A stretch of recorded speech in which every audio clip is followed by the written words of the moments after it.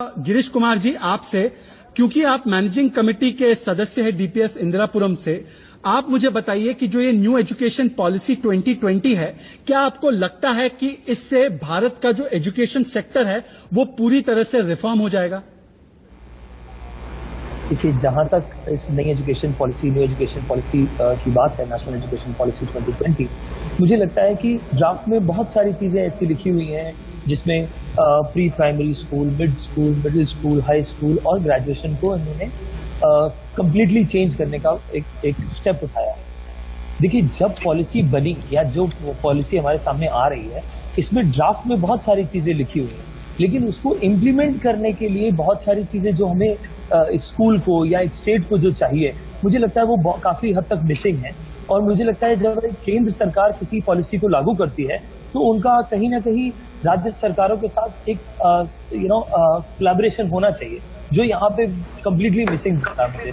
तो अब एग्जीक्यूशन कैसे होगा, उस पर हमें लगता है एक चर्चा होनी चाहिए, उस पर एक डिस्कशन होना चाहिए। जैसे बाइलिंगुअल लैंग्वेज कोर्स मटेरियल होगा, तो बाइलिंगुअल लैंग्वेज कोर्स मटेरियल पढ़ाने के लिए वैसे टीचर्स की इक्विप करना पड़ेगा टीचर्स को। क्या हम उसके लिए कम समय में तैयार हैं? हमारे पास जो कोर्स मटेरियल है वो जैसा बोला गया है कि 6 ऑनवर्ड्स आपको बाइलिंगुअल लैंग्वेज में कोर्स मटेरियल बनाना पड़ेगा। अगर बच्चा 5वीं तक एक सर्टेन लैंग्वेज पढ़ रहा है तो 6 के बाद वो बाइलिंगुअल लैंग्वेज में कोर्स मटेरियल होगा। वो लैंग्वेज के लिए हमें कोर्स मटेरियल के लिए प्लानिंग करनी पड़ेगी, रिसोर्सेज के लिए प्लानिंग करनी पड़ेगी।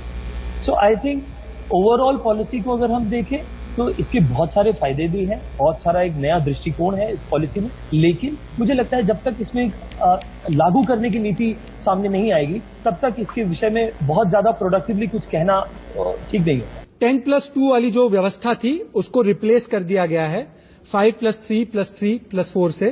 तो आपको लगता है कि ये जो नई वाली प्रणाली है वो ज्यादा बेहतर साबित होगी या 10+2 वाली जो प्रणाली थी वही बेहतर है? आपके हिसाब से कौन सी दो प्रणालियों में से कौन सी बेहतर प्रणाली होगी बच्चों के लिए?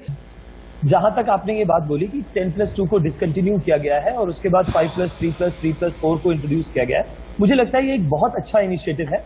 उसका रीजन ये है कि जैसा कि हम सब लोग जानते हैं, देखिए आपने भी ये बात, जब ये शो आपने स्टार्ट किया तो आपने बहुत क्लियरली बोला कि 34 साल के बाद हमारे देश में एजुकेशन सिस्टम को चेंज किया जा रहा है। और हम सब, चाहे आज स्कूल में पढ़ने वाले बच्चे हों या उनके माता पिता हों या मुझे लगता है हमारे माता पिता हों, सभी ये बात मानते हैं कि एक लंबे समय से एजुकेशन सिस्टम में चेंज की जरूरत थी, जिसकी बहुत सराहना की गई है और की जानी चाहिए। और मुझे लगता है कि जब ये 10+2 को रिमूव करके अगर 5+3+3+4 किया गया है, ये सिस्टम से और बच्चे जैसा कि हमने बताया रॉट लर्निंग से हट के नॉलेजेबल बनेंगे।